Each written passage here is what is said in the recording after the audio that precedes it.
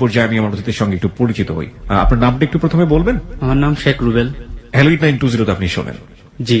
আচ্ছা, হ্যালো 8920 কিছু বেসিক নিয়ম আছে, আপনি সেটাও নিশ্চয়ই জানেন। আপনার বয়সটা কত এই মুহূর্তে? 26। ফাইন। আপনি বর্তমানে থাকছেন কোথায়? আলটিমেটলি আমি সিঙ্গাপুরে। আপনি সিঙ্গাপুরে থাকেন, তার মানে আমরা বলতে পারি আপনি একজন প্রবাসী বাঙালি। এবং আপনি এখন থাকছেন কোথায়? এখন বর্তমানে আমার বাড়িতে বাসায় আছি। বাড়িটা কোথায়? মুন্সিগঞ্জ। মুন্সিগঞ্জে থাকছেন। প্রিয় শ্রোতা, আজকে আমরা একজন প্রবাসী বাঙালিকে এখানে পেয়েছি, যার জীবনের গল্প এখানে উপস্থাপন করা হবে। কিছুদিন আগে আমি টেক্সাস থেকে একটা ফোন পেয়েছিলাম, একজন আমেরিকান, মানে উনিও একজন প্রবাসী বাঙালি, যিনি তার জীবনের গল্প এখানে বলতে চান। আমি সেই বন্ধুটিকে জানি না এই এপিসোডটি আপনার শোনা হবে কিনা। আমি ফোনটা পেয়েছি, আপনার সঙ্গে আমি যোগাযোগ করব, কিন্তু আসলে ব্যাটে বলে হয়ে উঠছে না। ফোনের মাধ্যমেও যদি জীবনের গল্পটা আপনার উপস্থাপন করা সম্ভব হয়, তবুও আমি চেষ্টা করব আপনার জীবনের গল্পটা এখানে উপস্থাপন করবার। আর আপনি যদি এর মধ্যে বাংলাদেশে চলে এসে থাকেন, বিশেষ করে প্রবাসী বাঙালি যারা আছেন দেশের বাইরে, সেই সব বন্ধুদেরকে আমরা বলতে চাই, আপনারা ফোন করার কোনো দরকার নাই, আপনারা সরাসরি আমাদের এবিসি অফিসে চলে আসবেন এবং আমরা আমাদের কাজের ফাঁকে সময় বের করব, আপনাদের কথা আমরা শুনবো। আপনাদেরকে আমরা স্পেশালি প্রেফারেন্স দিতে চাই আমাদের হ্যালো 8920 তে আপনাদের জীবনের গল্প প্রচার করবার জন্য। ওকে, চলুন ভাই, আমরা শুরু করতে চাই। কোথা থেকে শুরু করবেন? বাল্যকাল যে একদম আরামসে বলেন। হ্যাঁ, এই হ্যালো 8920 হচ্ছে আপনার সবচেয়ে কাছের বন্ধু এই মুহূর্তে। আপনি যেভাবে কথা বলতে পছন্দ করেন আপনি সেভাবে বলেন, শুরু করুন। আমার যখন 1.5 বছর বয়স তখন আমার আব্বা মারা যায়। আচ্ছা। আমি পরিবারের সবার ছোট, আমরা 5 ভাই 1 বোন। 1.5 বছর বয়সে আমার আব্বা মারা যাওয়ার পর সংসারটা খুবই আর্থিক অবস্থার দিকে খুবই দুর্বল ছিল। কি করতেন আপনার বাবা? আমার বাবা ছিলেন বাবুর্চি। আচ্ছা। তো আমাদের সংসারে সেই সমস্ত খুব টানাটানি ছিল। নানার বাড়ি থেকে অনেক সাহায্য করতো, আমার মামা অনেক সাহায্য করতো। তো আমার স্কুল লাইফটা খুব কষ্টে জীবন যাপন করা হয়েছিল। দেখা যেত যে আমি স্কুলে গেছি, মাঝে মাঝে দেখা যায় আমার পকেটে 1 টাকাও থাকতো না। জি। আমাদের ওখানে আসতে নৌকার প্রয়োজন হয়, তো ওখান থেকে আসতে তো অনেক সমস্যা। তো নৌকার ভাড়া নেই, কিভাবে যাবো? বন্ধু বান্ধব আছে, তাছাড়া আমি স্কুলে যেতে, হাই স্কুলে যখন পড়তাম তখন মেয়ে ফ্রেন্ড আছে কতগুলা, ওরা দেখা যায় একটা নিজের একটা প্রেস্টিজের ব্যাপার, ওদের সামনে যদি ভাড়া চায় নৌকালা, ভাড়া কিভাবে দেবো? ভাড়া না দিতে পারেন তাহলে একটা প্রেস্টিজে। কোন ক্লাসের কথা বলছেন এটা? যখন আমি ক্লাস 8, 9, 9, 10 পড়ি। 8, 9 পড়ছেন, ওকে। তখন আমি ওদের সামনে যেতাম না, ওরা জিজ্ঞেস করতো তুই যাবি না? আমি বলতাম যে না, একটু কাজ আছে বাজারে, তারপরে স্কুলে যাবো। হ্যাঁ, তারপরে যাবো। আসার সময় তো আমার ভাই দেখা যায় নৌকা অনেক সময় পার করে দিত, আর যাওয়ার সময় তো আর ভাই তো এত দূর আসা সম্ভব না। আর তখন তো মোবাইল ফোন ছিল না। মানে নৌকা কি আপনাদেরও ছিল? একটা নৌকা আমাদের ছিল, কিন্তু সেই নৌকাটা কি পারিবারিক কাজে ব্যবহার করা হতো, মানে আলটিমেটলি এখানে পারাপারের কাজে ব্যবহার করার সুযোগ ছিল। আর আমাদের বাজার থেকে বাড়ির ডিস্টেন্সটা অনেক। আচ্ছা। তো ওরা সবাই যখন চলে যেত, যখন নাকি অন্ধকার হয়ে যেত, তখন আমি নিজে পেনটা খুলে দেখা যায় পেন এবং বই একসাথে বেঁধে তারপরে সাঁতার দিতেন নদীতে। ওই সময় আমরা স্কুল ছুটি হওয়ার পরে, স্কুল ছুটি হওয়ার পরে যখন সন্ধ্যা হয়ে যেত 5টার পরে সাধারণত, বুঝতে পেরেছি। এভাবে আমার স্কুল লাইফটা কেটেছে। তো এক পর্যায়ে যখন নাকি আমি এসএসসি পরীক্ষা দেওয়ার পরে, তারপরে যখন নাকি ইন্টারে চলে গেলাম, তখন একটু আর্থিক অবস্থা ভালো হয়েছে, ভাইয়েরা বাইরে চলে গেছে। ইন্টার পাস করার পরে দেখা যায় যে আর পড়াশোনা বা পারিবারিক একটা চাপ, পরিবারে হাল ধরতে হবে, যার কারণে আমি প্রবাসে যাওয়ার জন্য প্রস্তুত হলাম। প্ল্যান করছি। অ্যাকচুয়ালি আমি সিঙ্গাপুরে যখন ট্রেনিং সেন্টারে ভর্তি হই, তাদের আমাদের বাড়িতে একটা গাভী ছিল, সেই গাভীটা বিক্রি করে আমি ট্রেনিং সেন্টারে ভর্তি হই। মানে ট্রেনিং সেন্টারের খোঁজটা পেলেন কিভাবে আপনি? আমার এক চাচাতো ভাই আছে, ওর ভাই আরো 2টা সিঙ্গাপুর থাকে, ও ট্রেনিং সেন্টারে লোক ভর্তি করায়। আচ্ছা। 2009 সালের কথা। 2009 সালে, ওকে। ট্রেনিং সেন্টারে ভর্তি হলেন। ট্রেনিং সেন্টারে ভর্তি হওয়ার পরে ওখানে আমি প্রায় 1 বছর ট্রেনিং দিছি। জীবনে কখনো কাজ করিনি, পড়াশোনার মধ্যে ছিলাম। আমার অনেক পরিশ্রম হতো, যে সবাই কাজ করতো কিন্তু আমি কাজ করতে পারতাম না। যখন রাত 12টা বাজে সবাই ঘুমায় যেত, আমি ছাদের উপরে গিয়ে একা একা কান্না করতাম। আল্লাহর কাছে বলতাম যে আল্লাহ, আমার কাছে তো শক্তি আছে, সবাই পারে, আমি কেন পারি না? সবাই ঘুমাইতো কিন্তু আমি ঘুমাইতাম না। তো এক পর্যায়ে দেখা যায় আমার কাজে অনেক স্পিড হয়ে গেছে। কি কাজ ছিল এটা? আমার কনস্ট্রাকশনের, এটা মেটালের কাজ, যে আপনারা দেখেন না বিল্ডিং এর যে বিভিন্ন স্ল্যাব যখন মেকিং করে রিবার দিয়ে, রড দিয়ে মেকিং করার পর নিচে যে আপনার ঠেকনাতে গুলা দেওয়ার পরে মেটাল বসানো হয় না, সেই মেটালের কাজটা আমি করছি। যেগুলার একটা একটা বেড়ার ওজন প্রায় 80 কেজি। যারা হয়তো বা কাজগুলা করছে তারা বলতে পারবে। নিজে 2 হাত দা তুলতে হয়, এবং একটা সেনুর ওজন হচ্ছে 2 কিলো, 2টা ইউক্লিপের ওজন প্রায় 1 কিলো। এগুলো একসাথে নিয়ে উঠে তারপর ক্লিপ লাগাইতে হয় বা সেনুদের বাইরে লাগাইতে হয়। My goodness. মানে অনেক পরিশ্রম। মানে ইন্টারমিডিয়েটে পড়বে একটা ছেলের বয়স তখন 16 থেকে 18 বছর, এবং বুঝতেই পারছেন এমন একটি পরিবারে বড় হচ্ছে সে, যার খাদ্যের পুষ্টিমান কিরকম হতে পারে, কারণ নিদারুণ দৈন্য অবস্থা, এবং সেই ছেলেটিকে এই কাজটি করার জন্য ভয়াবহ রকমের চেষ্টা করতে হচ্ছে, মানে ভবিষ্যৎ পাল্টানোর জন্য। ওকে, যাই।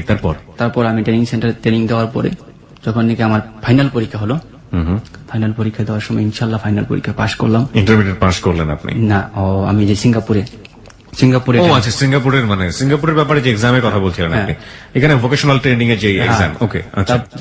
তারপর পাশ করার পর সিঙ্গাপুরে যাওয়ার জন্য আইপি আসলো, ভিসা আসলো, সিঙ্গাপুর চলে গেলাম। চলে যাওয়ার পর আপনার নিজের কত টাকা লেগেছিল সিঙ্গাপুর যেতে? 5.5 লাখ টাকা। 5.5 লাখ টাকা আপনি কিভাবে ম্যানেজ করলেন? এগুলো আমার ভাইরা দিয়েছে, কারণ আমার ভাইরা সৌদি আরব থাকে।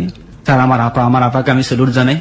উনি আমার জন্য অনেক কিছু ত্যাগ ছিল। আমার আপা কিন্তু খুব দারিদ্র, আমার দুলাভাই গৃহস্থালী করে, কিন্তু উনার জমানো টাকা দিয়ে আমাদের 2 ভাইকে বিদেশ পাঠাইছে। আপনার 5.5 লাখ টাকা আপনার ভাই বোনরা মিলে কোনোভাবে ম্যানেজ করে দিল এবং আপনি সিঙ্গাপুরের দিকে যাত্রা শুরু করলেন। তারপর তো যেদিন আমার ফ্লাইট, জি, আমি তো কখনো বিমানে উঠি নাই, বা বিমান দেখতে কিরকম বা এমনি দেখছি, আকাশ দিয়ে উড়ে যেতে দেখছি। চলে যাওয়া আমার কাছ থেকে বিদায় নিলাম, সবার কাছ থেকে বিদায় নেওয়ার পরে যখন এয়ারপোর্টে আমার ভাই আমাকে পৌঁছে দেওয়ার জন্য, আমার ভাইও ছিল আমার সাথে। তো আমার ভাই আমি যখন যাই, আমার মা চোখের পানি আমার বুকের মধ্যে জড়াই দিয়ে বলছিল, বাবা তুই সবার ছোট, তুই চলে যেতেছস। আমার মা আমাকে ভীষণ ভালোবাসে, আসলে প্রত্যেক মায় প্রত্যেক সন্তানকে ভালোবাসে। তো আমার মা আমার বুকে জড়ায় অনেক কান্না করছে। আমি শুধু আমার মাকে সান্ত্বনা দিয়েছি। মানে এয়ারপোর্টের ভিতরে যখন ইমিগ্রেশন ক্লাসের ভিতরে ঢুকে, তখন সেই সময় একটা ফিলিংস আসে। তখন মনে হয় যে জাতীয় সঙ্গীতের কথা, আমার সোনার বাংলা আমি তোমায় ভালোবাসি। আসলে এখানে যে একটা ফিলিংস, যে অনুভূতি, চোখের পানি, আমার মনে হয় না এরকম কোন মানুষ, যারা ঘুরতে যাবে তাদেরটা আমি বলতে পারি না, যারা কাজে যাবে কাজ করার জন্য চোখের পানি কেউ আটকে রাখতে পারবে। তখন আমার ভাইয়ের চোখের পানি ঝরঝরায় ঝরতেছিল এবং আমার চোখের পানি ঝরঝরায় ঝরতেছিল। আমাকে যতক্ষণ পর্যন্ত দেখা গেছে আমার ভাই ততক্ষণ পর্যন্ত তাকায় রয়েছে আমার দিকে এবং হাত দিয়ে ইশারা দিছি। তারপর যখন বিমানে উঠলাম, বিমানে ওঠার পরে তখন তো একটা অন্যরকম ফিলিংস আসে, কারণ আমি জীবনে কখনই বিমানে উঠিনি। তখন একটা ভয় ভয় লাগছিল। তারপর দেখা যায় যখন সিঙ্গাপুর বিমানটা ল্যান্ড করে, তখন সবাই একটা চিৎকার, মানে একটা হুল্লার দিয়ে উঠলো। এই সিঙ্গাপুর চলে আসে, যখন নাকি বলছে লেডিস এন্ড জেন্টলম্যান যে ওয়েলকাম টু সিঙ্গাপুর। কারণ এত দিনের সাধনা, আমার মতো এরকম অনেক আছে যারা ট্রেনিং দিয়ে যেতেছি। যখন সিঙ্গাপুর ইমিগ্রেশন পার হয়ে যখন আমি গেছি, তখন আমার কাছে একটা স্বপ্নের জগতের মতো মনে হয়েছে, অন্যরকম একটা, মানে নিজের চোখে না দেখলে বিশ্বাস করা যাবে না যে সিঙ্গাপুরটা আসলে কি এত সুন্দর, অত্যাধুনিক ব্যবস্থা। কল্পনা করতে পারিনি যে জীবনে এরকম জায়গার মধ্যে এসে পৌঁছাবো। তারপর যখন নাকি আমরা ইমিগ্রেশন পার হলাম, তখন আমরা আমাদের এজেন্টের জন্য অপেক্ষা করলাম। কিছুক্ষণ পরে এজেন্টের গাড়ি আসলো, গাড়িতে এসে নিয়ে যাচ্ছে, বাসায় নিয়ে গেল আর কি, নিয়ে যাবো। যখন নাকি আমরা গাড়িতে, আমরা 4 জন ছিলাম একসাথে, তো আমরা দেখলাম যখন হাইওয়ে রুট বা সিঙ্গাপুরের গাছ চারদিকে শুধু সারি সারি ফুল গাছ, মানে অন্যরকম একটা ফিলিংস। কোথায় আসলাম, মানে মনের মধ্যে হাজার দুঃখের মাঝে একটা সুখ মানে লুকিয়েছে, মানে হাসি হাসি লাগছে। তারপরে যখন আমাদের বাসায় দিয়ে আসলো, আমরা আসলে কি আমাদের কোনো বাসা ছিল না, আমরা যেখানে কাজ করতাম সেখানে আমাদের বাসা ছিল। সেটা ছিল কনস্ট্রাকশন সাইট, একটা ফ্যাক্টরি হইতেছিল। তখন এই ফ্যাক্টরির মধ্যে আমরা ছিলাম। রুমটা ছিল খুবই নোংরা, বাইরের পরিবেশটা এত সুন্দর কিন্তু ভিতরের পরিবেশটা এত নোংরা, সেখানে যা ভাষায় প্রকাশ করার মতো না। বৃষ্টি হইলে পানি জমা যেত। কিন্তু সিঙ্গাপুরের বাহিরে চাকচিক্য, কিন্তু ভিতরে যারা ওয়ার্কার, যারা কাজ করে দেশে, তারাই বলতে পারবে যে সিঙ্গাপুরে কতটা কষ্ট। এইখানে আমি ভোর 5টা বাজে উঠতাম, খাবার মেকিং টেকিং প্যাকিং করার পরে তারপরে লরির জন্য অপেক্ষা করতাম। লরি আসতো, লরি কাজের সাইটে যেতাম 6:30 বাজে। সেফটি মিটিং এর পর 8টা বাজে কাজ স্টার্ট করতাম। 8টা বাজের মধ্যে এর মধ্যে ব্রেক হইতো শুধু 12টা বাজে। এর মধ্যে কফি টাইম কিছু টাইম দিত না। টানা 4 ঘন্টা কাজ। টানা 4 ঘন্টা কাজ। তাও কাজ করতাম আমি রিভারের রডের কাজ, ওখানে গিয়ে এই কাজ পাই না, রডের কাজ করছি। 32 মিলি রড আমার প্রতিদিন ক্যারি করতে হতো কাঁধে করে 32 মিলি রড। আমরা 2 জন, একজন এ মাথা একজন ও মাথা, এরকম করে আমার কাঁধে কহর পড়ে গেছিল, মানে রড টানতে টানতে শুধু চোখের পানি ফেলাইতে পারতাম, আর কোনো কিছু বলা নেই। কারণ 5 লক্ষ 5.5 লক্ষ টাকা ব্যয় করে আছে আমাদের মতো মধ্যবিত্ত ফ্যামিলির ছেলে বা গরিব। অ্যাকচুয়ালি ধরতে গেলে আমার ভাইদের টাকা, আমি ঋণ পরিশোধ না করে কি আমি দেশে চলে যেতে পারি নাকি? তো অনেক কষ্ট, অনেক ত্যাগ স্বীকার করো। 1 বছর ছিলাম ওই কোম্পানিতে। 1 বছর থাকো, তারপর মাঝে মাঝে দেখা যেত যে ফুল ম্যানেজার সাইন কাটতে কেটে দিত, 8 ঘন্টা 10 ঘন্টা করছি কাজ, 2 ঘন্টা মাইনাস করে দিত, কেটে দিত। ওখানে আপনাদের পেমেন্ট সিস্টেম কি ছিল? পেমেন্ট সিস্টেম আমার স্যালারি সিস্টেম ছিল। মান্থলি স্যালারি আর না, আমাদের বেসিক, মানে দৈনিক আপনি যা কাজ করবেন সেটার উপরে। কিভাবে পেমেন্টটা হতো শুনি একটু। কত টাকা পেতেন প্রতিদিন? প্রতিদিন 18 টাকা ছিল বেসিক, 8টা তো 5টা। এর মধ্যে 2 ঘন্টা যদি মাঝে মাঝে ওভার টাইম দিত তাহলে হতো 2 ঘন্টা ওভার টাইমে। একদিন কাজ করে বাংলাদেশি টাকায় কত টাকা রোজগার করতেন? 1800-1600 টাকার মতো হতো। 1800-1600 টাকার মতো হতো। তার মানে মাস শেষে আপনার কত টাকা রোজগার হতো? মাস শেষে দেখা যায় ওভার টাইম ভালো হলে কোনো মাসে 45-50 এরকম। 45-50 আপনার রোজগার হতো নাকি খেয়ে দিয়ে থাকতো? খেয়ে দিয়ে দেখা যায় 30-35 থাকতো। 30-35 থাকতো। এই 30-35 আপনি দেশে পাঠিয়ে দিতেন? দেশে পাঠাতাম। এইরকম ভোর 5টা থেকে শুরু করে রাত 8টা 10টা পর্যন্ত জব করে এই অবস্থা কন্টিনিউ। কোনোদিন অফ দেওয়া যাবে না, রবিবার পর্যন্ত ওখানে, রবিবার হলিডে, রবিবার পর্যন্ত অফ দেওয়া যাবে না। যদি কাজ না করো তাহলে 20 টাকা করে কাইটা নিবে। ওকে, যার জন্য আমরা বাধ্য হইতাম কাজ করার জন্য। তো পরবর্তীতে যখন অনেক কষ্ট করে 1 বছর ওই কোম্পানিটা থাকার পরে অর্ধেক টাকা বাড়িতে দিচ্ছি, কারণ এত টাকা দেওয়া কিভাবে সম্ভব? 30,000 টাকা মানে 5.5 লাখ টাকা 1 বছর কত আসে? অর্ধেক টাকার মতো দেওয়ার পর আমি রিটার্ন ব্যাক করি, এবার বাড়িতে চলে আসেন। বাড়িতে চলে আসি। পরবর্তীতে আবার যাওয়ার পরে যখন নাকি 1 বছর বয়স, সেই সময় হঠাৎ একদিন আমি 10টার ডিউটি করে আসছি। আসার পরে আমি প্রতিদিন বাড়িতে কথা বলি, আম্মার সাথে কথা বলি, আত্মীয় স্বজনদের সাথে কথা বলি। তো আমি রং নাম্বারে ভুলবশত কল ডায়াল করে ফেলছি। তো আমি বাংলাদেশে? হ্যাঁ, বাংলাদেশে। আসসালামু আলাইকুম, আমি সালাম, ওয়ালাইকুম আসসালাম। আমি মজা করে কথা বলতেছি, আমার ফ্রেন্ডের সাথে কথা বলতেছি। আমার একটা মেয়ে ফ্রেন্ড ছিল, বান্ধবী, ওর সাথে ওর বিয়ে হয়ে গেছে। ওর সাথে মাঝে মাঝে আমি মজা করে কথা বলতাম, কি অবস্থা, এসব জিজ্ঞাসা। তার মধ্যে কি রে ভুলে গেছিস কিনা, আসে কি ভুলে গেছিস, আমার কথা মনে নাই তোর? তখন উনি বলতেছে, আপনি কে, কোথায় ফোন করছেন? আমি এটা ঢাকা না? না, এটা তো ঢাকা না, এটা কক্সবাজার। কক্সবাজার? কক্সবাজার কোথায়? কক্সবাজার খাগড়াছড়ি। তো এই কথা বলার পরে বই পুস্তকে কক্সবাজারের নাম অনেক শুনছি, কিন্তু জীবনে তো যাইনি কক্সবাজার। তা আমার মনে এটা আগে ছিল, কক্সবাজার তো খুব সুন্দর দেখতে, সমুদ্র সৈকত, তাই না? বলতেছে হ্যাঁ। তা আমার বলতেছে, আপনি কোথায় থেকে বলতেছেন? আমি বলছি, আমি সিঙ্গাপুর থেকে বলতেছি। তাহলে আপনি বোধহয় ভুল নাম্বার ডায়াল করছেন। আমি হ্যাঁ আপা সরি, আমার ভুল হয়ে গেছে, আমি ভুল নাম্বার হয়তো ডায়াল করছি।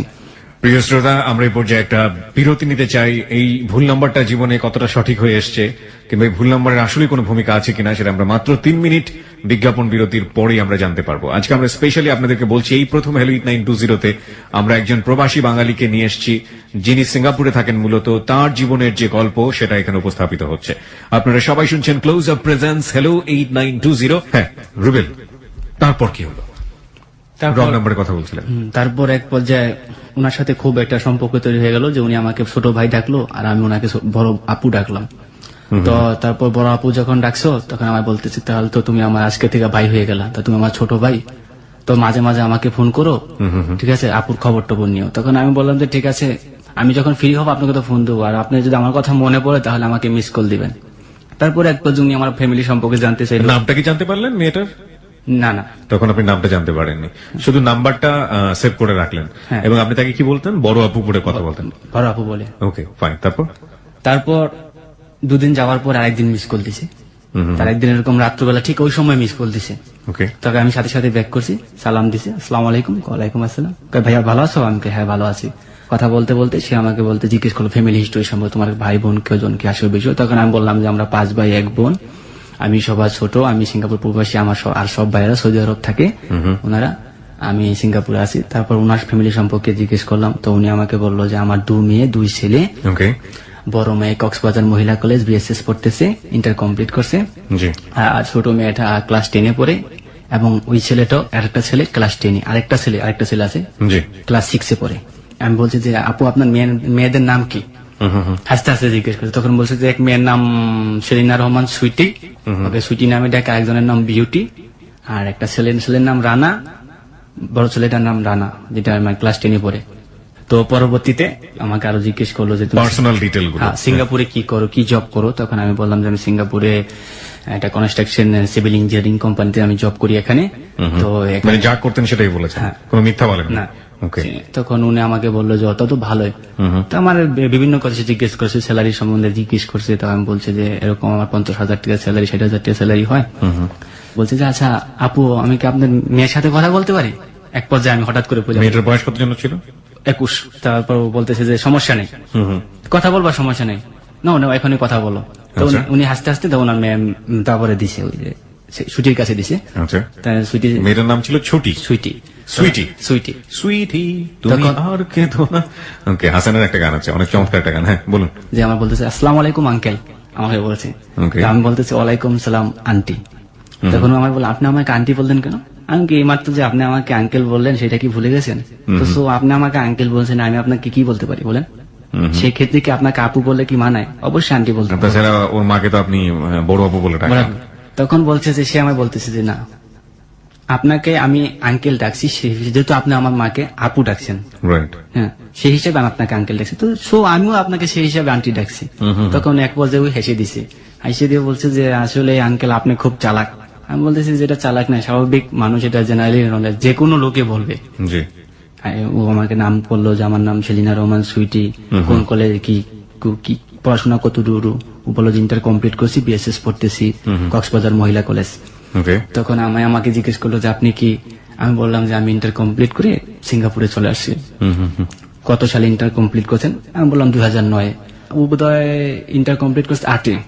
জি, কথাবার্তা বলতে বলতে এক পর্যায়ে দুজনের সাথে মানে খুব অন্যরকম ও আমাকে জিজ্ঞেস করলো যে আপনার ফ্যামিলি মেম্বার কে কে আছে। আমি ওকে জিজ্ঞেস করলাম যে তোমার ফ্যামিলি মেম্বার আসবে বিশেষ। দেখলাম যে ওর মার সাথে A to Z সবকিছু মিল আছে। জি। ওর প্রথম যখন আমাকে কথা বলছে সেই সময় থেকে আমার কণ্ঠটা ভালো লেগে গেছিল। মানে আপনার কণ্ঠ ভালো লেগেছে তার? তার আমার কণ্ঠটা ভালো লাগেছে এবং ওর কণ্ঠটা আমার খুব ভালো লাগছিল। মানে ওরও কণ্ঠ আপনার ভালো লেগেছে? খুব মিষ্টি কণ্ঠ, মোবাইলে মানে খুব সুইট করে কথা বলতো। যখন আমি সকালবেলা ডিউটিতে যাব, ওঠার পরে সারা দিন কাজের সাইটে শুধু এই কথাগুলো আমি যাপনা করছি। মেয়েটার কণ্ঠটা আমার মনে হচ্ছে যে ওর কণ্ঠটা বারবার আমার কানে এসে বাজতেছে। ওকে। আমার বন্ধুরা জিজ্ঞেস করতেছে যে কিরে তোর আজকে মন মানসিকতা অন্যরকম লাগতেছে, তোর আজকে খুশি খুশি লাগতেছে। তখন আমি বলতাম যে না, আজকে খুশি খুশি লাগতেছে না, কিন্তু একটা বিষয় আছে। একটা মেয়ের সাথে গত রাতে কথা বলছি। তাই নাকি? প্রেম করবি নাকি? ওরা বলতেছে না। আমাকে না বেটা, এমনিতে মেয়ের মাকে ডাকছি আপা, আর মেয়ের কি প্রেমের সাথে কি প্রেম করা যাবে? তো মেয়ে তো আমার সেই হিসাবে ভাগ্নি হয়ে যায়, কিভাবে প্রেম করি? তখন বলে কি রং নাম্বার? আমার বন্ধুরা বলছে রং নাম্বার। আমি রং নাম্বার কারে বেটা, এইভাবেই তো প্রেম শুরু হয়। তখন আমি বলেছি না, এই মেয়েটার সাথে প্রেম করা যাবে নাকি? মেয়েটার কণ্ঠটা খুব সুইট, ওদের বললাম এর জন্য তুই কাজে অন্য মনস্কতা করতেছ, মেয়েটার ভাবতেছস। আচ্ছা, আজকে রাত্রে গিয়ে বাসায় গিয়ে আমাদের সামনে ফোন দিবি। জি। তারপর যখন আমি কাজ শেষ সবাই বাসায় ফিরে আসলাম যে 10টার দিকে, 9টার দিকে, 10টার দিকে, 9:30 দিকে আমরা মানে কাজ 10টা, কিন্তু 9:30 দিকে আমরা কাজটা শেষ করে চলে আসি। একটু আধা ঘন্টা আগে চলে আসি যাতে গোসল টোসল করা যায়। তারপরে কি বন্ধুরা সবাই বসলো, আমি ফোন দিলাম, লাউড স্পিকার দিয়ে দিলাম। তখন ফোন দিছি, ফোন দেওয়ার পরে আসসালামু আলাইকুম আপা, ভালো আছেন? হ্যাঁ ভাইয়া ভালো আছি, তুমি ভালো আছো? আমি হ্যাঁ। তারপর বললাম যে আপা আজকে তো আপনার সাথে ডাইরেক্ট বলতেছি, আপনার সাথে কথা বলার জন্য ফোন দিই নাই, আজকে সুইটি আন্টির সাথে কথা বলবো, কারণ আমার বন্ধুরা তার সাথে কথা বলতেছে। তো আসলে ওর মা আম্মু আমাকে এমনি খুব ভালো জানতো, বাবা ওর কাছে আমার অনেক প্রশংসা করছে। তো পরবর্তী সমস্যা নাই, কথা বলো। তারপর ওর কাছে দিছে, সালাম দিছে, বললাম ওয়ালাইকুম আসসালাম। ওই আগের মতো ওই আঙ্কেল বলে সালাম দিছে। তখন আমি বলছি আচ্ছা তুমি আমাকে আঙ্কেল বলো, আমাকে কি আঙ্কেলের মতো মনে হয় তোমার বয়স শুনে? আমার বয়স মাত্র 24 বছর, তুমি আমাকে আঙ্কেল বলে ডাকো, এটা কি করে সম্ভব হয়? এইটা কি কাইটা ছিঁড়ে কিছু করা যায় না? কয় দেখেন আপনি আমার মাকে আপা ডাকছেন, এখন আমি আপনাকে কিভাবে ভাইয়া ডাকি বলেন? আপনি যদি আমার মাকে আন্টি ডাকতেন তাহলে আজকে আমি আপনাকে ভাইয়া ডাকতাম। আমি কই দেখো আমারও আঙ্কেলের বয়স না, তোমারও আন্টি শোনার বয়স না, সুতরাং আমাদের মাঝে এখানে একটা ডিস্টেন্স তৈরি হয়ে যেতেছে, আমি চাই না এই ডিস্টেন্সটা থাক। তো বলতেছে তো আপনি কি বলতে চান? আমি বলতে চাই যে আমরা দুজনে ফ্রেন্ড হতেছি। আমার বন্ধুরা শুনতেছে, আমার বন্ধুরা ওরা আমার বলে দিতেছে কিভাবে কথা গুছায় বলতে হবে। ওকে।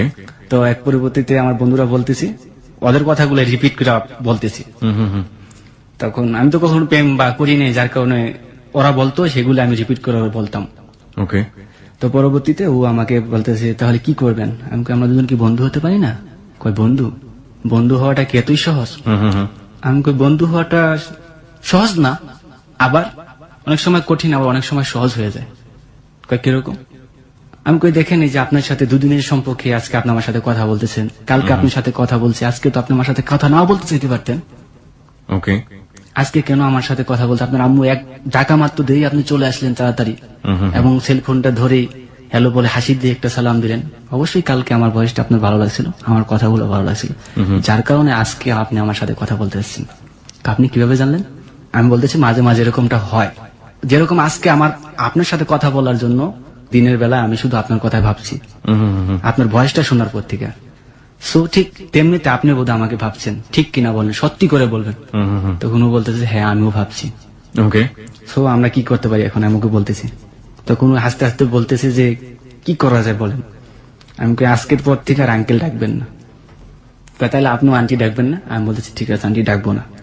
তো আমাকে বলতে এগুলো কি ওর মার পাশেই বসে থেকে হচ্ছে নাকি মা জানতো না এই ব্যাপারগুলো? আমার মার পাশে মার পাশে বসে। তো মা বুঝতে পারছে না যে মেয়ে আন্টি? অ্যাকচুয়ালি ওর মা পাশে ছিল কিনা এটা আমি কনফার্ম না। মানে আপনি এটা কনফার্ম না? আসলে ওর মার সামনে ছিল না, ফাঁকে গিয়ে কথা বলছে। ওর মা রান্না নিয়ে ব্যস্ত থাকতো বা অনেক সময় অনেক কাজে ব্যস্ত থাকতো। বুঝতে পেরেছি। তারপর তো পরবর্তীতে যখন নাকি এই কথা বলবো তাহলে কি করা যায়, আমি বলতেছি তাহলে আজকে থেকে আপনি আমার বন্ধু, বেস্ট ফ্রেন্ড বললাম না, শুধু বন্ধু। যদি কখনো বেস্ট ফ্রেন্ড হয় তখন বেস্ট ফ্রেন্ড বলবেন। ওকে, আজকে থেকে তাহলে আমরা দুজনে বন্ধুত্ব হলাম, পাক্কা? বলেছে হ্যাঁ পাক্কা। আচ্ছা ঠিক আছে, তাহলে আজকের মতো তাহলে রাখি, অন্য একদিন কথা হবে। আচ্ছা আরেকটা কথা ভুলে গেলাম, তো তোমার সেলফোন নাম্বারটা কি আমার দেওয়া উচিত না? এখন তো তুমি আমার বন্ধু হয়ে গেলা, আমি তুই আপনার থেকে তুমি বলে ফেলেছি। ওকে, তখন আমি বললাম সো সরি, আমি আপনার থেকে তুমি বলে ফেলাইলাম। কই সমস্যা নাই, বন্ধুত্ব তুমিই হয়, তুমি তুই যে কোনো ভাবে রাখতে পারেন, এটাই তো বন্ধুত্বর নিয়ম। তার পরবর্তীতে ও আমাকে সেলফোন নাম্বারটা দিল, তারপর নাম্বারটা দেওয়ার পরে তখন আমি নাম্বারটা সেলফোনে সেভ করে রাখলাম, আচ্ছা, ওর নাম দিয়ে সেভ করে রাখলাম। তখন আমার একটা প্ল্যান ছিল, আমি আবার সিসিমপুর দেখতাম অনুষ্ঠান, সিসিমপুর অনুষ্ঠান দেখতাম, টুকটুকি আর হালুম, তারপর ইকরি আমার খুব ফেভারিট, আচ্ছা, তারপর টম এন্ড জেরি, এই সমস্ত আমি কিছু দেখতাম। তো আমি প্রথমে ওর কণ্ঠটা শুনে আমি বলছি যে ওর নামটা দিব টুকটুকি। আচ্ছা, তো আমি ওর নামটা টুকটুকি দিয়ে সেভ করলাম, এই থেকে শুরু হলো ওকে ডাকা টুকটুকি। আচ্ছা, ওকে। তো তারপর আজকে আমি বললাম যে আজকের মতো এখানে রাখি, আল্লাহ হাফেজ। তো বললো আল্লাহ হাফেজ, ভালো থাকবেন।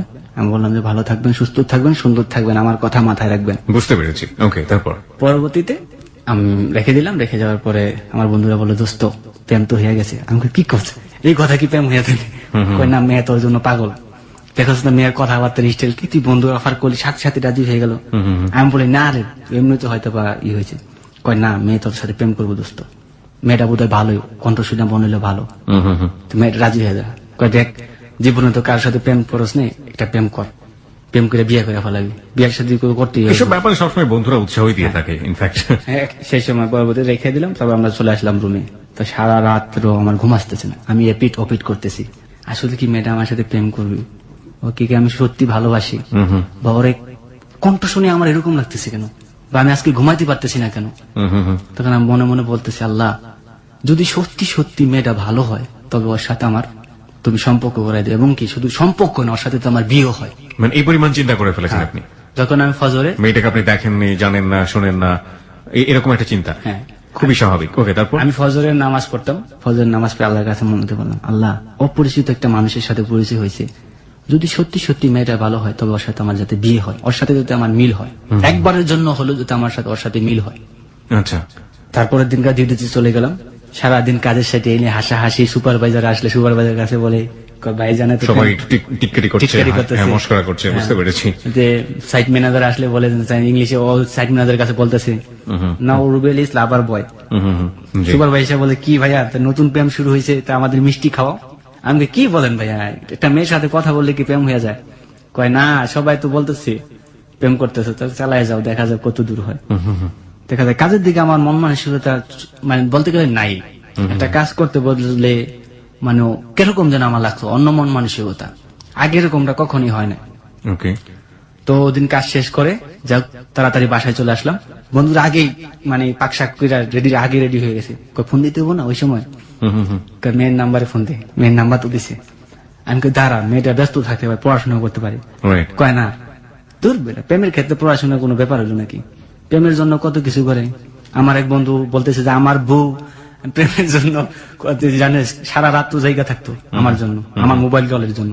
আচ্ছা, দেখ তুই কল দিতেছিস, মেয়ে তোর জন্য অপেক্ষা করতেছে। আমি কই সত্যি? তুই দেখ না, এক রিংয়ে কল ধরবে। সত্যি সত্যি যখন রিং দিছি, রিং দেওয়া মাত্র দেই, হ্যালো আসসালামু আলাইকুম, ভালো আছেন? ওয়ালাইকুম আসসালাম, হ্যাঁ ভালো আছি, আপনি ভালো আছেন? হ্যাঁ, আজকে যে আপনি বললেন, ফার্স্টে বলে ফেলে আজকে যে আপনি বললেন। আমি কই আচ্ছা, আস্তে আস্তে ঠিক হয়ে যাবে, একবারে তো সবকিছু হয় না। তো পরবর্তীতে ও আমাকে বললো যে কি দিয়ে খাওয়া দাওয়া করছেন। আমি বললাম যে আজকে গরুর মাংস পাকাইছি। আপনি কি নিজে পাক করেন? আমি হ্যাঁ আমি নিজে পাক করি, আমি খুব ভালো পাক করতে পারি। যাক, আপনার সাথে যার বিয়ে হবে সে তো তাহলে খুব সুখী, কারণ তার পাক করতে হবে না, আর মহিলারা তো পাক জিনিসটার খুব ভয় মনে করে। তা আপনি রান্না বান্না করতে পারেন। আমি বলতেছি না, আমি শুধু রান্না বান্না না, কাপড় চোপড় ধোয়া ইত্যাদি, আয়রন করা সবকিছু, আমি সবকিছু পারি। কারণ আমি ছোটবেলা থেকে নিজের কাপড় চোপড় নিজে ধুই, স্কুলের ড্রেস সহকারে। আমার আম্মাকে কখনো বলতাম না, আমার আম্মা খুব বয়স্ক মানুষ, আর আমার জামা কাপড় আমি নিজে আয়রন করতাম। নিজের জামা কাপড়টা নিজে ধুলে পরিষ্কার হয় বেশি, কারণ কলারের কোন ভিতরে দাগটা ভরছে আপনি বলতে পারেন যে আপনার দাগটা কোথায়। তাই কথা বলার পরে হ্যাঁ এটা কথাটা ঠিক বলছেন, অন্যের উপর ডিপেন্ড করা ঠিক না যে কোনো বিষয়। তখন ও আমায় বললো যে তাহলে কি খাওয়া দাওয়া হয়েছে? আমি হ্যাঁ ইনশাল্লাহ খাওয়া দাওয়া হয়েছে। আপনি খাওয়া দাওয়া করছেন? কয় না আমি খাওয়া দাওয়া করিনি, করবো। পর্যায়ে কথা বলতে বলতে তখন নাকি ওকে আরো আমি বলতেছি যে তো ইন্টার কমপ্লিট করছেন, হাই স্কুল জীবন গেছে, এখন কলেজ জীবন শেষ হয়েছে, এখন প্লাস ভার্সিটিতে পড়তেছেন, সো কারোর সাথে প্রেম টেম করছেন কিনা, মানে এরকম জিজ্ঞেস করতেছি। আমার বন্ধুরা আসলে উৎসাহ দিয়ে বলতে শিখাই দিতে এগুলো জিজ্ঞেস কর। ওকে, তখন ও বলতেছে যে না এরকম কাউকে পাইনি, বা আমিও বেশি একটা না, ফ্যামিলির প্রেসারে থাকি সব সময়, বাইরে সচরাচর বাইরে হতে পারি না, মহিলা কলেজে পড়ি, ছেলেদের সাথে তো মেশার কোনো কথাই না, আর আমার ওরকম পছন্দের কোনো ছেলেও নাই। আচ্ছা, তো পরবর্তী তুই আমায় জিজ্ঞেস করতেছে আপনি কোনো মেয়েকে পছন্দ করেন কিনা? ওকে, না আমারও এরকম হয়ে ওঠে নাই, কারণ আমিও এরকম ফ্যামিলির প্রেসারে ছিলাম এক পর্যায়ে, আর আমিও ওই সময় প্রেম কারোর সাথে করিনি, কারণ প্রেম করার সময়টাই ছিল না। জি, তা আমি আমার আসলে কোনো মেয়েকে পছন্দ তো দূরের কথা, আজ পর্যন্ত কোনো মেয়েকে বলি নাই যে তুমি খুব সুন্দর বা আপনি দেখতে খুব সুন্দর, এই কথাটা পর্যন্ত কোনো মেয়েকে বলিনি। তখন ওই শুনে হাইসা দিল, তো সত্যি বলতেছেন আমি কি আমার কথা শুনে কি মিথ্যা হইতে মনে হইতেছে? কয় না মিথ্যা বলবেন কিসের জন্য, অপরিচিত মানুষের সাথে কি কেউ মিথ্যা বলে নাকি? তখন ও বলতেছে, তখন আমি বললাম যে তাহলে তো বুঝতেই পারছেন অবশ্যই। হ্যাঁ বুঝতে পারছি, শুনে খুব ভালো লাগলো। আমি বলছি যে আপনার কথা শুনে আমার খুব ভালো লাগছে, কারণ আপনি আমার মতো ফ্যামিলির প্রেসারে ছিলেন, আমি মনে মনে এরকম কাউকে খুঁজতেছিলাম। তো এই কথা বলার পরে বলতেছে যে কি এরকম কাউকে খুঁজতেছিলেন মানে? আমি কই না মানে এরকম বন্ধু খুঁজতেছিলাম, যে এরকম একটা ভালো বন্ধু পেলে হয়তো বন্ধুত্ব করবো, যাক আপনার সাথে মিলে গেল। ওকে, আমরা একটা ছোট্ট বিরতি নিতে চাই। আমরা জানি this is a very sweet moment, but sweet থেকে সাওয়ার হবে হয়তো এক সময়, এবং সাওয়ার থেকে সেটা কতটুকু আবার সুইটে ফিরে আসে সেটাই এখন প্রশ্নের বিষয়। যাই হোক, আমরা আসলে কোনো কিছু নেগেটিভ অ্যাজিউম করতে চাই না, লেট ইট বি কন্টিনিউড। কি হয় না হয় আমরা একটু বিরতির পরে ফিরে এসে জানি।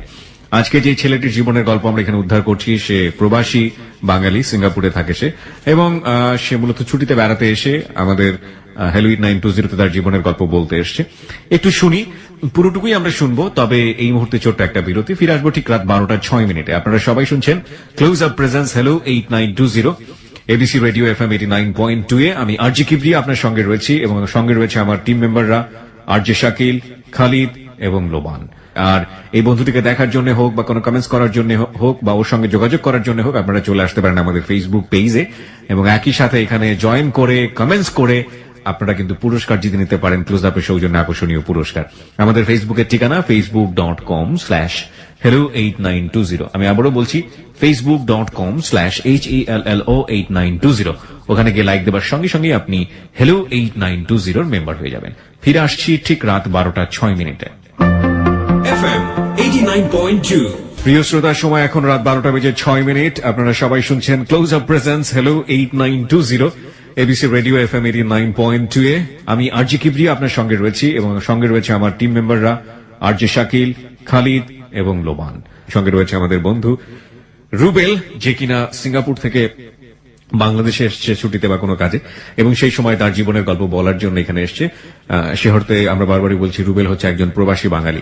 এই প্রথম কোন প্রবাসী বাঙালির জীবনের গল্প আজকে আমরা হ্যালো 8920 তে প্রচার করছি। সেই অর্থে আমরা বলতে পারি it's really nice, we feel proud for this story. Okay, ওর কাছেই ফিরবো, তবে তার আগে আপনাকে একটু বলি, আপনি যদি আপনার জীবনের গল্প হ্যালো 8920 তে এসে বলতে চান লাখো মানুষের কাছে, হয়তো কিছুই করতে পারবো না আপনার জন্য, কিন্তু আপনাকে একটু বেটার ফিল দিতে পারবো যে না, আপনার জীবনের গল্প লাখ লাখ মানুষের কানে পৌঁছে গেছে। এবং শুধু তাই না, এই জীবনের গল্প সারাটা জীবন এবিসির আর্কাইভে থেকে যাবে। অর্থাৎ আমরা হয়তো একদিন হারিয়ে যাব, আপনি হয়তো একদিন হারিয়ে যাবেন, কিন্তু এবিসির আর্কাইভে আপনার জীবনের গল্প সারাটা জীবন থেকে যাবে, এবং এই গল্পটি মানুষ হয়তো 100 বছর পরে হলেও আপনার জীবনের গল্প শুনতে পারবে। এটা কিন্তু একটা অসাধারণ পাওয়া। সেই জায়গাটা থেকে আপনি যদি মনে করেন আপনার জীবনের গল্প আপনি হ্যালো 8920 তে এসে বলবেন, এবং সেটা সত্যি সত্যি মানুষকে কিছু না কিছু শেখাতে পারবে ইন এ পজিটিভ সেন্স, আপনি আমাদের এখানে আসতে পারেন। ফাইন, ফিরছি আমরা। তারপর আপনি কোনো না কোনো ভাবে বলেই ফেলেছেন যে আমি তো এরকম একটা মেয়ে খুঁজছিলাম, তাই না? মেয়েটার নাম ছিল সুইটিকে। হ্যাঁ, তারপর এক পর্যায়ে ওকে আমি আর জিজ্ঞেস করলাম যে আচ্ছা তোমার কি কি সবচেয়ে বেশি পছন্দের জিনিস? না আপনি আগে বলেন আপনার কি কি বেশি পছন্দ। ওকে, আমি কই না আমি আগে প্রশ্ন করছি, আগে উত্তর দাও। তো আমায় বললো যে আমি সবচেয়ে বেশি পছন্দ করি সিম্পুল, হালুমকে আমার বেশি পছন্দ হয়। এটা আপনি বলছেন? না, ও বলছেন। ও ওকে টুকটুকি এবং ইকরি এদেরকে আমার পছন্দ খুব। ওকে। তাই নাকি? বলতেছে হ্যাঁ। আর কি? আর টম এন্ড জেরি। আর কি কি পছন্দ? ও বলতেছে যে খাদ্যের দিক দিয়ে আমার সবচেয়ে প্রিয় মাছ ইলিশ। বড় মাছ ছাড়া আমি ভাত খেতে পারি না। আর এমনি সবজির মধ্যে পুঁই শাক, পটল, বিভিন্ন কিছু বলতেছে, সে ফুলকপি, বাঁধাকপি।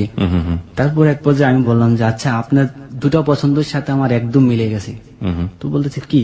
সিসিমপুর আর একটা হচ্ছে টম এন্ড জেরি। এবং আমার বলতেছে যে সিসিমপুরের মধ্যে আপনার সবচেয়ে বেশি ফেভারিট কে? আমি কই টুকটুকি। আচ্ছা। টুকটুকিটাকে আমার খুব বেশি ভালো লাগে।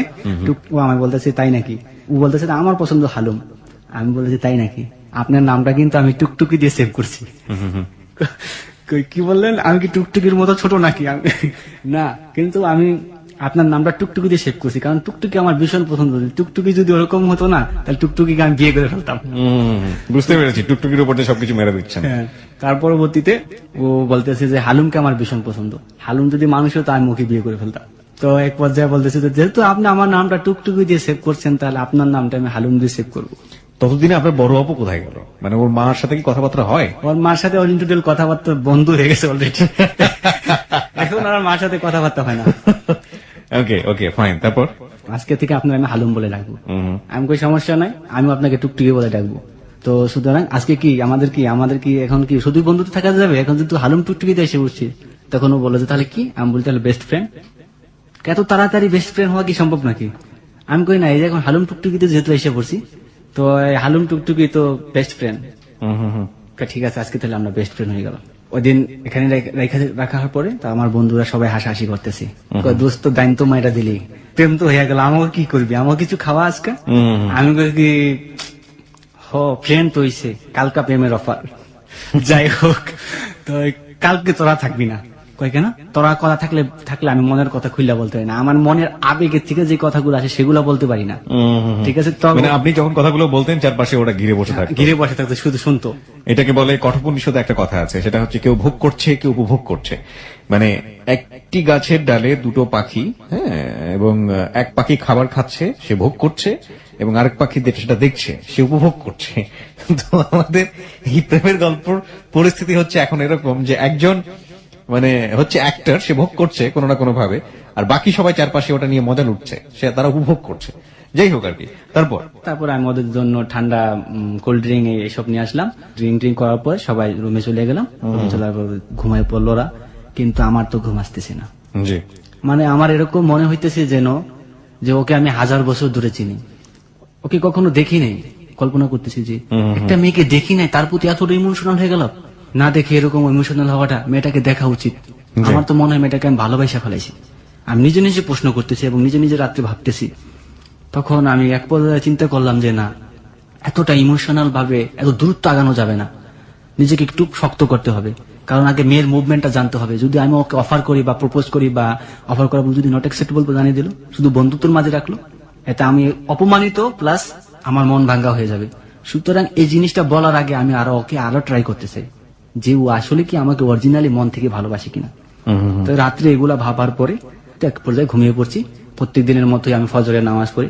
আজকেও নামাজ পড়ে আল্লাহর কাছে তখন, আল্লাহ হয়তোবা তুমি আমার দোয়াটা কবুল করছো, মেয়েটা আমার প্রতি খুব হাসি সুলভ কথা বলে এবং ও হয়তোবা আমাকে মনে মনে লাইক করে বা আমাকে দেখে না, আমি ওকে দেখি না। আল্লাহ যদি সত্যি ও ভালো মেয়ে থাকে এবং আমাকে ভালো মনে করে, তাহলে আমাদের দুজনের জুটি তুমি মিলাই দাও। এর মাঝখানে কি আপনি একবার জিজ্ঞেস করেছেন যে আপনি দেখতে কেমন? ওকে জিজ্ঞেস করেছে যে আপনি দেখতে কেমন? সেটা পরবর্তীতে জিজ্ঞেস করছি। মানে এই সময় পর্যন্ত জিজ্ঞেস করেনি। আচ্ছা আচ্ছা। তো পরবর্তীতে এরকম ডিউটিতে যেতাম, তো দৈনিক এরকম সবাই আমার সাথে মানে যতদিন মানে ছিল আমাকে সবাই আমাকে সবাই বেশি ভালোবাসতো। বসও খুব লাইক করতো, আমার সবসময় বলতো যে ইয়াং ম্যান, খুব ভালোবাসতো বসে। বসে কইতো যে ঠিক আছে, সেফটি অনুসারে কাজ করবা তুমি সবসময়। আমি শুনতেছি নাকি তুমি বিয়ে করবে নাকি প্রেম টেম, সবাই কোম্পানির সবাই বলতেছে। আমি বলেছি বস না, এগুলো মিথ্যা কথা বলতেছে ওরা, আসলে স্যার আমার নামে বাড়িয়ে বলতেছে। কয় না সমস্যা নাই, ভালো প্রেম করা ভালো, কিন্তু প্রেমের মধ্যে বেড়া দিও, আবার প্রেমের মধ্যে কি বেড়া দিও না। আমি কই এটা না স্যার, আমি কি কখনো প্রেম পড়া কি আমাদের পক্ষে সম্ভব নাকি? তখন বলে না সমস্যা নাই, তারপরে কাজ করে মনোযোগ দিয়ে। তো এক পর্যায়ে তারপরের দিন ওদের জন্য ফোন দিতেছি না, ওরা ঘুমাবে তারপরে ফোন দেবো। ওরা যখন ঘুমায় পড়ছে আমি ছাদের উপরে গেছি, ছাদের উপরে গিয়ে দেখি আরেকজন ওর বউর সাথে গল্প করতেছি। তো আমি কিভাবে কথা বলি, ওর বউর সাথে গল্প বলতেছি, অনেকক্ষণ দাঁড়া রইলাম গেটের সামনে, কিছুতে গল্প ছাড়তেছে না। এরকম গল্প মানে পুরো হিস্টোরি মানে আমি শুনতেছি এখান থেকে, মানে বউর সাথে প্রেম করে বিয়ে করছে তো মানে তুই তো কারি। হ্যাঁ, এখন মানে পুরা ঝগড়া চলতেছে। ওকে, তখন আমি এখানে বসে থাকলে ও তো ঘুমায় পারবো, তাহলে আমার কথার 12টা বেজে যাবো। সাথে সাথে নিচে আসলাম, পাশে একটা গার্ডেন ছিল, গার্ডেনের মধ্যে বসে ফোন দিলাম। অলরেডি ও আমাকে 3টা মিস কল দিয়ে দিছে, ওই সময় 3টা মিস কল দিছে। ফোন দিছি, রিং ধরে না, কাইটো দিছি, রিং ধরে না। কি আমার ভুল বুঝলো নাকি? ওকে, তো 3বার রিং দেওয়ার পর ধরছে। আজকে সালাম টালাম কিছু নেই, আমি বলছি আসসালামু আলাইকুম, মরা কণ্ঠে ওয়ালাইকুম আসসালাম এরকম করে বলতেছে। আজকে কণ্ঠস্বরটা দেন কিরকম লাগতেছে, আপনাকে আমি কতগুলো মিস কল দিছি এবং ডাইরেক্ট কল দিছি, আপনি কেন রিসিভ করলেন না? আমি কই দেখা, আমি কিভাবে রিসিভ করবো, আমার বন্ধুরা আমাকে বিরক্ত করতেছিল, ওরা ঘুমাইছে। আর ছাদের উপরে গেছি, দেখি ওখানে আমার এক বন্ধু আর বউর সাথে গল্প করতেছে, সেই কি যুদ্ধ, তুমুল যুদ্ধ। তারপর অনেক বুঝিয়ে টুজিয়ে কয় না, এরকম যেন আর কখনো না হয়, বেস্ট ফ্রেন্ডের ইয়ে তো বোঝেনি, প্রত্যেকদিন আমার সাথে কথা বলতে হবে, ওকে, কোনো সমস্যা নেই। তখন ও আমায় বলতেছে যে আজকে কি দিয়ে খাওয়া দাওয়া করছেন। প্রত্যেকদিন আমার আসলে খাওয়া দাওয়ার কথা জিজ্ঞেস করতো, কি দিয়ে খাওয়া দাওয়া করছেন, কি আসলে বিষয় সবকিছু জিজ্ঞেস করতো, বাড়িতে ফোন করছেন কিনা, আম্মার সাথে কথা বলছেন কিনা, এগুলো সব পার্ট বাই পার্ট আমায় জিজ্ঞেস করতো। তখন আমাকে বলতেছি যে আজকে তো আমি কিছু কথা বলার জন্য আসছি, আজকে আমার বন্ধুরা নেই, আজকে তোমার সাথে কিছু ইম্পর্টেন্টলি ইমোশনাল যে বিষয়গুলো, সেই বিষয়গুলো কথা বলবো। কি বিষয়? আমি কই শোনো, তারপর বলতেছি আমাকে তোমার কেমন লাগে, আপনাকে তো দেখি নাই, কথা শুনে কেমন লাগে? কথা শুনে তো মনে হয় আপনি একটা ভালো ছেলে।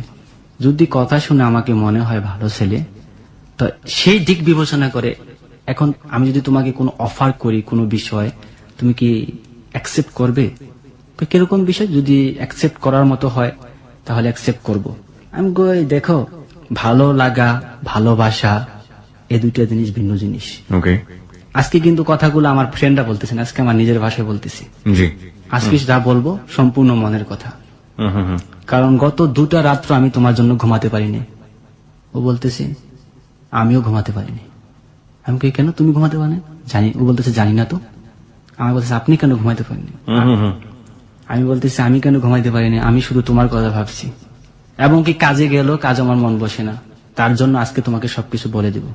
কারণ তোমার সাথে আমার অল্প কিছু দিনের পরিচয়ের মধ্যে এরকম হয়ে যাবে আমি ভাবতে পারিনি। আর তোমার প্রথম যেদিন আমি ভয়েস শুনছি সেদিন থেকে আমার তোমার ভালো লেগে গেছে। মাইরি বলতেছি। তখন ও কিছুটা চুপ করে শুনতেছে। আমি বলতে শুনতেছি? হ্যাঁ কথাগুলো শুনতেছি, বলো। ও আমার তখন তুমি করে বলে ফেলাইছে যে কথাগুলো শুনতেছি বলো। তখন আমি হাসিয়া দিছি। আমার বলতেছে হাসলা কেন? আমি কই মা তুমি আমায় তুমি বলছো। তখন বলছো ও সরি। আমি সরি বলার কিছু নেই, এখন যে তুমি বলছো এই তুমি সারা জীবন থাকতে হবে। ঠিক আছে, আচ্ছা তুমি কি বলতে চাও বলো। তখন আমি ওকে বললাম যে দেখো, ভালোবাসি মুখে বললেই ভালোবাসা হয় না, আর এক এক মানুষের মন এক এক রকম। তুমি আমাকে কেমন মনের মাঝে কল্পনা করছো আমি জানি না, আমি তোমাকে মনের মাঝে কেমন কল্পনা করছি তুমি জানো না। আজকে আমরা দুজনে এই বিষয়ে কথা বলবো, যার যেরকম মন্তব্য সে সেরকম বলবে। যদি আমাদের সম্পর্কটা যদি তৈরি না হয়, কিন্তু আমাদের মাঝে বন্ধুত্বটা সারা জীবন থেকে যাবে, সারা জীবনের জন্য। তখন ও আমায় বলল হ্যাঁ বন্ধুত্বের অন্তর থাকবে। তখন ও আমায় জিজ্ঞেস করতেছে আপনি দেখতে কিরকম। আমি লম্বায় 5 ফুট 7 ইঞ্চি আছি, 7 ইঞ্চি একটু কম। তখন ও বললো যে স্বাস্থ্য কিরকম? আমি স্বাস্থ্য মিডিয়াম, বেশি স্বাস্থ্য না। তো আমাকে জিজ্ঞেস করলো যে আপনাদের গায়ের রং? আমি বললাম যে শ্যামবর্ণ, ফর্সা না বেশি, কালো না বেশি, শ্যামবর্ণ। তো এই কথা বলার পর ওকে আমি জিজ্ঞেস করলাম তুমি দেখতে কিরকম? ও বললো যে আমার গায়ের রং শ্যামবর্ণ, 5 ফুট 4 ইঞ্চি। বুঝতে পেরেছি তার সম্পর্কে আপনারা। ও 5 ফুট 4 ইঞ্চি, যাই হোক 5 ফুট 4 মানে অনেক লম্বা। ঠিক আছে, মানে বুঝতে পারছি দুজন সম্পর্কে জানছিলেন, ওই সময়টাতে ইমোশনাল কথাবার্তা বলছিলেন। তারপর তখন আমি ওকে বললাম যে দেখেন, আমি দেখো তোমাকে তো আমি এক পর্যায়ে আমি তোমার ভালোবাসা ফেলাইছি। ওই রাতেই বলে দিলেন? ওই রাতেই বলে দিচ্ছেন আমি ভালোবাসা ফেলাইছি বোধ হয়। এটা কি বলতেছেন, দুদিনের কথায় মানুষ কি ভালোবাসতে পারে নাকি? আমি জানি না, সারা রাত্র আমি ঘুমাতে পারি না তোমার জন্য, বিশ্বাস করো।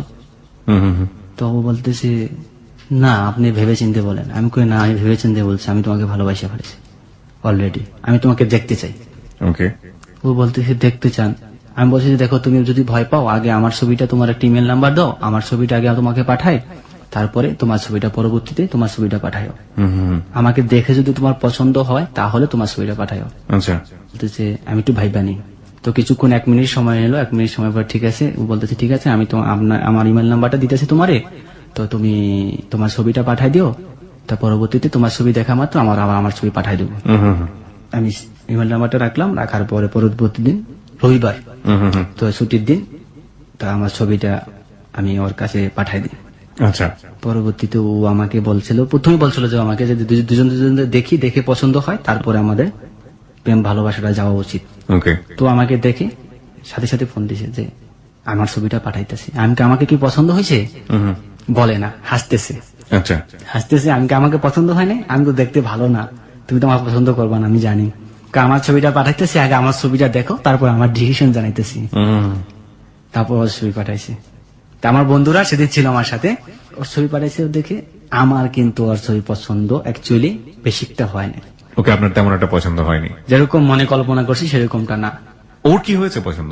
ওর পছন্দ হয়েছে। আচ্ছা আমার বন্ধুরা আমি দোস্ত যেরকম কল্পনা করছি এরকম তো পাইলাম না, তো কথায় তো প্রেম করলাম।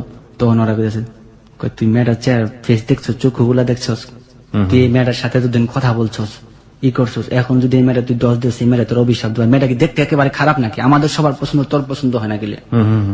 আমার পছন্দ হয়েছে, কিন্তু আমি মনের মতো তো আমি যেরকমটা কল্পনা করছি ওরকমটা না।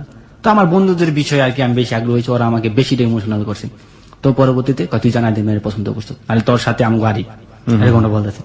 তুই রাতে ভাইবা দেখিস তুই আর ভালোবাসিস কিনা, তুই সত্যি সত্যি আর ভালোবাসিস দেখিস। তো পরবর্তীতে আমি সাথে সাথে জানা, হ্যাঁ তোমার আমার পছন্দ হয়েছে। তো বললো যে হ্যাঁ আমাকে তোমার পছন্দ হয়েছে। মানে এটা আপনার মনের ইচ্ছার বিরুদ্ধে হলো, আপনার বন্ধুদের চাপাচাপিতে আপনি কাজটা করলেন। হ্যাঁ। ওকে রাত্রে যখন রুমে আসছি, রুমে এসে ভাবতেছি আসলে করে আমি ভালোবাসি। দেখে নিজে নিজে চিন্তা করলাম না আসলে ওর প্রতি আমি ইমোশনাল, শুধু ওর ছবি দেখে না বা ওরই দেখে না, ওর প্রতি আমার অন্যরকম একটাই যে না আসলে আমার বন্ধুদের কথা ঠিক বলছো, ওর আমি ভালোবাসি। আর ভালোবাসা সৌন্দর্য দিয়ে হয় না। তো এক পর্যায়ে এরকম প্রত্যেক দিনে ওর সাথে আমার কথা হতো, এরকম কোন রাত্রি নাই ওর সাথে আমি 2 ঘন্টা 4 ঘন্টা কথা না বলছি। প্রতি মাসে আমার মোবাইল বিল প্রায় 20-30 হাজার টাকা বাংলাদেশের খরচ হতো। আর তখন থেকে আমি প্রচুর কাজ করতাম, ওভার টাইম পার্ট টাইম, যখন যা পাইতাম সব করতাম। তো যখন ফোন দিতাম ও আমাকে বলতো যে হালুম, আমি বলতাম টুকটুকি, তখন বলছে আজকে সিসিমপুরে কি হয়েছে, তারপর আমার বলছে হালুম তো হাম হাম সবসময় হাম হাম করে। তখন আমি বলতাম যে টুকটুকি তো সবসময় দেখা যায় চিক চিক চিক কিরকম করে কথা বলে, আর মাথার মধ্যে এতটুকু চুল আর এতটুকু একটা ফরাক পরে ঠিক কিরকম করে, মানে এলিয়া, মানে সবসময় কথাবার্তা হইতো। তো পরবর্তীতে আমাকে একদিন বলতেছে তুমি কি গান গাইতে পারো? আমি হ্যাঁ গান গাইতে পারি। তুমি গান গাইতে পারো, আমার এতদিন ধরে কথা বলতেছো, আমার কোনোদিন বললো না তুমি গান গাইতে পারো, আমাকে গান শোনাতে হবে। তখন আমি একটা গান গিয়ে শোনালাম। তো ও আমার গানগুলো খুব মনোযোগ দিয়ে শুনতো, যে আমার বলতো যে তোমার কণ্ঠটা খুব সুন্দর। আমি বলতে আমার পাম দিতেছ, হয়তো বা মোবাইলে সুন্দর শোনা যায়, কিন্তু বাস্তবে আমার কণ্ঠটা সুন্দর না। কয় না, আমি বলি যে কেউ যদি কাউকে ভালোবাসে তাহলে তার সবকিছু এমনিতে সুন্দর লাগে। এদিক দিয়ে ওর সাথে কথা বল, মানে ওর আম্মু মিস কল দিতেছে, ওর আম্মু মিস কল। আমি কই তোমার আম্মু তো মিস কল দিতেছে, তাহলে আমি কাইটা দাও, ব্যাক করো। তো ব্যাক করছি, ব্যাক করার সালাম দিচ্ছে, আসসালামু আলাইকুম আপা ভালো আছে? ওয়ালাইকুম আসসালাম। বলতেছে ভালো নাই। আমি কেন, তুমি অনেকদিন ধরে ফোন দাও না, ব্যাপারটা কি? সন্দেহ করে বসে। আমি কই দেখেন ব্যস্ত থাকি তো হয়তো ফোন দেওয়া হয়ে ওঠে না। কয় না অন্য কোনো কারণ আছে, আমার মেয়ের সাথে তুমি যেদিন থেকে কথা বলছো সেদিন থেকে তোমার ফোন দেওয়া বন্ধ হয়ে গেছে। বিষয়টা কি? আমার মেয়ে ওর দেখি মাঝে মাঝে দরজা লাগায় ওই জন্য কার সাথে কথা বলে। ছেলেটা কি তুমি যার সাথে কথা বলে? কি বলতেছেন আপা, আপনি কথা বললেন আমি আপনার মেয়ের সাথে কথা বলবো, এরকম কথা হইলো? আপনি আমাকে এরকম অবিশ্বাস করতেছেন। অবিশ্বাস করতেছি না অ্যাকচুয়ালি, কিন্তু আমার মনে হইতেছে তুমি ওর সাথে কথা বলো। দেখো তোমাকে একটা কথা বলে দে ভাই, আমার সোনার সংসারে তুমি আগুন দিও না, আমি সুখে আছি, তুমি আমার সুখটুকু কেটে নিও না। মানে এই ধরনের কথা আপনাকে বলে? এই ধরনের কথা বলেন। আমার মেয়েটা এখন খাওয়া দাওয়া ঠিক মতো করে না, এলোমেলো ভাবে চলাফেরা করে, সারাদিন কি যেন ভাবে। এরকম আমি ওকে কখনো দেখি নাই। আমি মা, আমি সবকিছু বুঝতে পারি। আমি শিওর ও তোমার সাথে কথা বলে। আমার মেয়েটাকে নিশ্চয়ই কোনো কান পড়া দিছো তুমি, আর তুমি যে কথার জাদু, নিশ্চিত আমার মেয়েটাকে তুমি গলায় ফেলাইছো। তো আজকে কিন্তু উনি আমার সাথে অনেক বলতে গেলে খারাপ ব্যবহার করতেছে, যে নেক্সট টাইম আমার মেয়ের সাথে কথা বলবা না, আমার মোবাইলে ফোন দিবা না। তো এর পরবর্তীতে আমি বলে, দেখেন আপা আপনি ভুল করতেছেন, না তুমি আর কোনো কথাই বলবা না। ওর আম্মু লাইন কেটে দিল। লাইন কেটে দেওয়ার পর সাথে সাথে ওরে রিং দিছি। রিং দেওয়ার পর আমি কই, তুমি এখন কোথায়? কয়, আমি ছাদের উপরে। তোমার আম্মু? আম্মু রুমে শুয়ে রয়েছে। আমি কই, তোমার আম্মু তো আমাকে ঠেক দিয়ে দিল। কই, কি ঠেক? এরকম বললো। কয় কি যা প্যার কিয়া তু ডান্না কিয়া। তো ওকে, তখন ও বলা যে তোমার সাথে আমার সম্পর্ক হয়েছে, এটা সারা জীবন থাকবে। সেটা আম্মু কেন, আরো অন্য কেউ যদি বাধা দেয় সেটা কখনো বিনষ্ট হবে না, কারণ আমাদের প্রেমটা পবিত্র। ও সবসময় 5 ওয়াক্ত নামাজ পড়তো এবং আমি সবসময় 5 ওয়াক্ত নামাজ পড়তাম। ওকে, তো আমি ওকে একটা কথা বললাম, তুমি আগে যতটুকু ভালো ছিলে এখন তার চেয়ে বেশি ভালো হওয়ার চেষ্টা করো, কারণ আল্লাহ পাক যাতে তোমার আমার সাথে মিলটা হয়। আমি সবসময় এই কথা আল্লাহর কাছে বলতাম। সত্যি কথা বলতে যেদিন থেকে ওর সাথে আমার এই কথা হয়ে গেল, সেদিন থেকে আমি একটা মেয়ের দিকেও প্রখর দৃষ্টি দিকে একবার তাকানোর পর দ্বিতীয়বার আমি তাকাই নাই। আমি ওকে কথা দিছি আমি আর অন্য কোনো মেয়ের দিকে তাকাবো না। তো পরবর্তীতে ওরকম কথা বলতে একদিন আমার আফাকে বললাম যে, তুই এখন বাড়িতে বেশি ফোন দেস না, বিষয়টা কি? আফাও কে বলতেছে, আমার আপা। আমি বলি, আপা এরকম একটা মেয়ের সাথে আমি কথা বলি, মেয়েটা দেখতে ভালোই, কক্সবাজার বাড়ি, আমার সাথে একদিন পরিচয় করে দিস। তো সেই সূত্রে আমার আফার সাথে একদিন ওরে পরিচয় করে দিলাম, কথাবার্তা বলে দিলাম। সেই থেকে আমার ছোট ছোট 2 ভাগ্নি আছে, ওরে মামি মামি ডাকতো সবসময়। আমার আপার সাথে ভালো সম্পর্ক হয়ে গেল। জি, ও আমাদের বাসায় ফোন দিত, আমার আপা ওকে ফোন দিত, আবার আমাকে বলতো, আমি টাকা না পাঠাইলে আমাকে বলতো, তুমি টাকা পাঠাও না কেন? তোমার বাড়ি থেকে আমার ফোন দিয়ে বলছে, তুমি বলে এই মাসে টাকা দাও নাই। কার সঙ্গে পরিচয় করে দিলেন আরেকবার বলবেন? আমার আপা। মানে আপনার বড় আপা? হ্যাঁ, আমার বড় আপা। বড় আপার সঙ্গে পরিচয় করে দিলেন কি হিসেবে আমার মানে বললাম যে আমার ফ্রেন্ড, ওর সাথে আমার মোবাইল ফোনে পরিচয়। সত্য কথা বলছি। এটা তো আর আলটিমেটলি সুইটির মা জানতো না, বা সুইটির কেউই জানতো না, সুইটির মাকে জানতো না। আচ্ছা, শুধু আমার আপা জানতো। ওকে, আমার আপা বলতেছে, ঠিক আছে যাই করিস বুঝতে না করিস, তুই তো বড় হয়েছ, তখন তার ছোট না। রাইট। তো প্রত্যেক দিন আমার কথা হতো, মানে একটা দিন যদি কথা না বলতাম পাগলের মতো হয়ে যেত। মানে এরকম পাগল, মানে রিং কলের পর কল দিতেই থাকতো, এবং আমার মোবাইলে যদি টাকা না থাকতো ডাইরেক্ট কল দিয়ে আমার সাথে কথা বলতো। আমি বলছি, তোমার টাকা কাটতেছে? কয়, টাকা কোনো সাবজেক্ট না, আব্বু পাঠিয়ে দিবে। আব্বু কই ছিল ওদের? সৌদি আরব। ওর আব্বু বিদেশে ছিল? হ্যাঁ। বুঝতে পেরেছি। ও কি ফ্যামিলির সবচেয়ে বড় মেয়ে ছিল? হ্যাঁ, বড় মেয়ে ছিল। হ্যাঁ। তো এক পর্যায়ে দেখা যায় আমাদের মানে অনেক গভীরে পৌঁছে গেল। ঠিক খাওয়া দাওয়া ঠিক মতো হয় না, অন্যরকম কাজের দিকে মন মানসিকতা নাই, বসের কাজের সাইডে গেলে গালিগালাজ করে, এখন আগের মতো দেখে না, কাজের দিকে মন দেখে না, কিরে। তারপরে এক পর্যায়ে দেখা যায় আমার কোম্পানির কাজ কমে আসলে, এর মধ্যে 1.5 বছর অলরেডি পার হয়ে গেল ওর সাথে মোবাইল ফোনে কথা বলতে বলতে। তো একদিকে কোম্পানির কাজ কমে গেল, বস আমাকে একটু অপছন্দ করতে শুরু লাগলো। একদিন কাজ সুপারভাইজারের সাথে ঝগড়া হলো, ফোরম্যানের সাথে কাজের সাথে ঝগড়া হলো। সেই ঝগড়াটার বিষয় ছিল মানে অন্য একটা বিষয়, সেলফোন নেই, মোবাইল চার্জে দিয়েছিলাম স্টোরেতে, ওই স্টোর তালা মেলা চলে গেছিল গা। সে আমি ঝগড়া হলো, ঝগড়া ইম্পর্টেন্ট না। ঝগড়া হওয়ার পরে এক পর্যায়ে বসে আসলো, বসে আসার পরে তো আমার কাজটা বন্ধ করে দিল। বন্ধ করে দেওয়ার পরে আমার 15 দিন স্লিপ দিয়ে দিল বসে। 15 দিনের স্লিপ মানে কাজ টাজ বন্ধ সব। আচ্ছা, ফোরম্যানের সাথে সুপারভাইজারের সাথে সাইডে ঝগড়া হয়েছে। তো এই পরবর্তীতে যখন নাকি কথা বলছে, তখন আমিও বাইরের কাজ ঠিক করে নিয়েছিলাম, বাইরের কাজ টাজ করতাম। তো বসে এক পর্যায়ে 15 দিন পরে আমার বলতেছে যে, শেখ রুবেল তোমার তো দেশে চলে যেতে হবে, এখন আমার কাজ নেই, তুমি 15 দিন থাকার পরে আবার ব্যাক করতে পারবা। আচ্ছা, তুমি 15 দিনের জন্য দেশে ছুটিতে চলে যাও। তখন আমি বলতেছি যে, না আমার 15 দিনের জন্য ছুটিতে, আমার 15 দিনের কাজ দেশ নেই, তুই এখন বলতেছ আমি 15 দিনের জন্য দেশে যাবো। তখন উনি বলতেছে, না I am sorry, so extremely sorry, you better you go to your home. তখন আমার বলতেছে যে তুই চলে যা। তখন আমি বললাম যে ঠিক আছে, টিকিট কনফার্ম কর।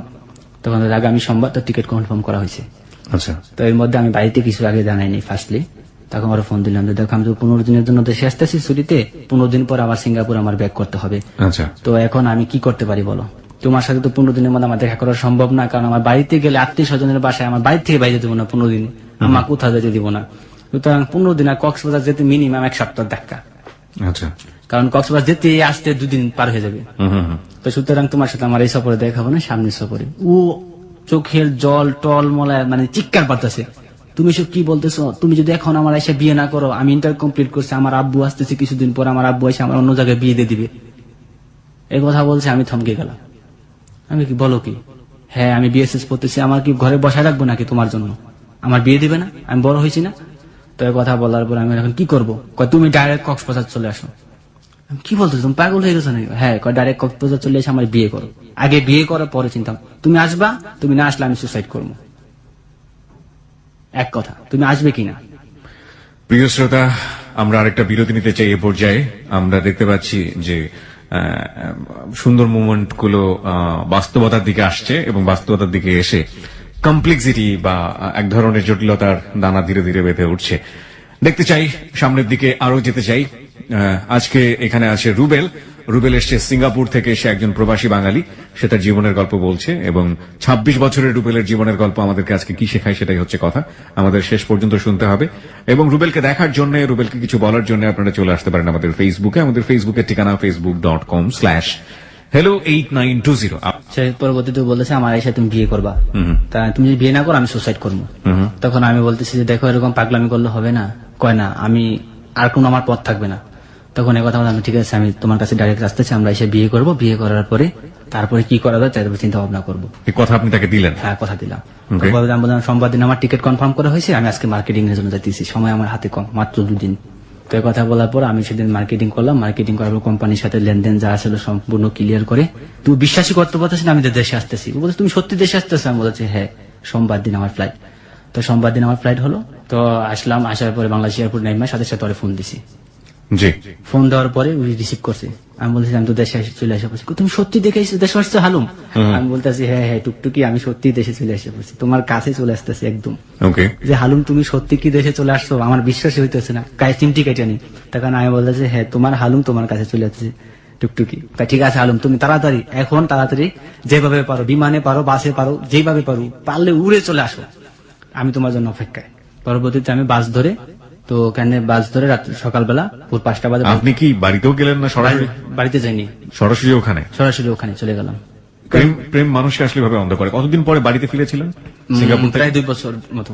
2 বছর পরে বাবা মার কথা মনে হয়নি, সরাসরি চলে গেছেন সুইটির কাছে? সুইটির কাছে। ওকে, তারপর? কক্সবাজার নেমা আমি ওকে ফোন দিয়েছি। ও তো মহা খুশি, হালুম তুমি কক্সবাজার চলে আসতো, তুমি যে কোনো একটা আবাসিক হোটেল ওঠো, আগামীকাল সকাল 9টা বাজে তোমার সাথে দেখা করবো।